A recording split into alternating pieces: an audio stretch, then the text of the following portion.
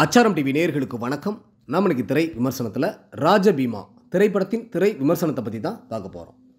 இந்த படத்தை நரேஷ் சம்பத் இயக்கியிருக்கிறாரு, சுரபி மோகன் தயாரிச்சிருக்கிறாங்க. பிக் பாஸ் புகழ் ஆரவ், ஆசிமா நர்வால், யாசிகா ஆனந்த், நாசர், அருவி மதன், KS ரவிக்குமார், சயாஜி சண்டே மற்றும் பல நட்சத்திரங்கள் நடிச்சிருக்கிறாங்க. இந்த படத்தோட கதை என்னன்னு பார்த்தீங்கன்னா, சிறுவன் ராஜா அம்மாவை இழந்து மனவேதனையில் இருக்கின்றான். அந்த சந்தர்ப்பத்தில் அவனுக்கு ஆறுதல் தரும் விதமாக ஒரு யானையுடன் தொடர்பு உருவாகின்றது.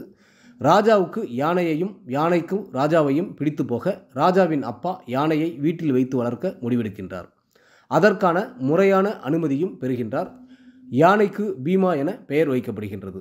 ராஜாவும் பீமாவும் உயிருக்கு உயிராக பழகுகிறார்கள். ராஜா வளர்ந்து வாலிபனாகின்றான். ஒரு கட்டத்தில் ராஜா யானைகளை கொன்று தந்தம் கடத்துபவர்களை காட்டிலக்கா அதிகாரியிடம் பிடித்து கொடுக்கின்றான்.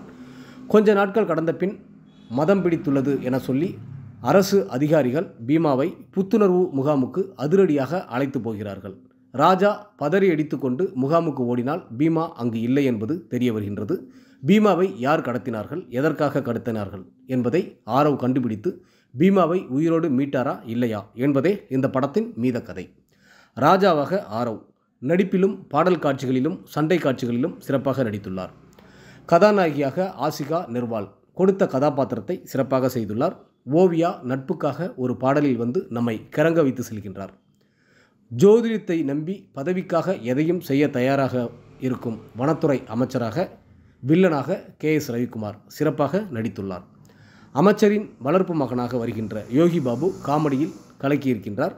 யாசிகா ஆனந்த், அருவி மதன், நாசர், சியாஜி சண்டே என இதில் நடித்த அனைவருமே அவரவர் கதாபாத்திரம் உணர்ந்து சிறப்பாக நடித்துள்ளார்கள். பீமாவாக நடித்திருக்கும் யானையின் நடிப்பும் அருமை. சைமன் கிங்கின் இசையில் பாடல்களும் பின்னணி இசையும் ரசிக்க வைக்கின்றது. ஒளிப்பதிவு படத்திற்கு பெரிய பலம். யானையை வைத்து எல்லோரும் ரசிக்கும்படியான படத்தை கொடுத்துள்ள இயக்குனர் நரேஷ் சம்பத்துக்கு பாராட்டுக்கள். ஒட்டுமொத்த படக்குழுவினருக்கும் ஆச்சாரம் டிவி சார்பாக வாழ்த்துக்கள்.